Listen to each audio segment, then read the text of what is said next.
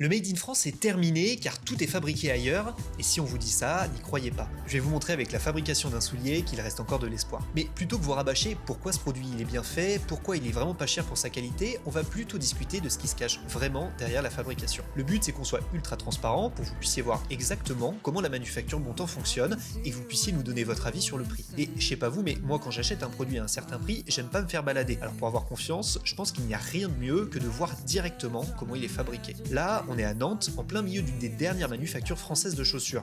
Et ici, l'objectif, c'est de mélanger l'artisanat et l'industrie pour mieux produire. En fait, disons qu'ils essayent d'éviter le travail à la chaîne pour être plus productifs, même si ça semble un peu contre-intuitif. Édouard Le Bottier, il nous explique que faire une paire de A à Z, ça a pas mal d'avantages, mais si on fabrique les chaussures une par une, c'est trop lent. Donc la solution, c'est de cumuler la fabrication de plusieurs paires, tout en réalisant l'intégralité des étapes, une par une. D'ailleurs, pour la petite anecdote, chaque bottier qui passe par la manufacture commence toujours par créer ses propres chaussures.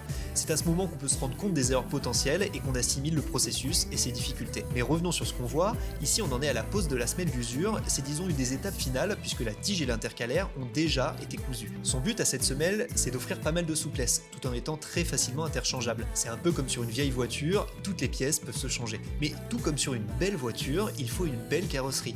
Donc les finitions ça compte, et ça tombe bien, car justement Edouard est sur le point de commencer le bichonnage. Vous savez, c'est le fameux mouvement cirage où l'on cherche à donner une belle patine au cuir. Et pendant que sont faites les finitions, n'hésitez pas à nous donner votre avis sur la chaussure et la manufacture. Et évidemment, si les chaussures vous plaisent, vous pouvez les précommander ou simplement en parler autour de vous, car c'est grâce aux petits gestes que l'on peut faire vivre les beaux projets et la fabrication française.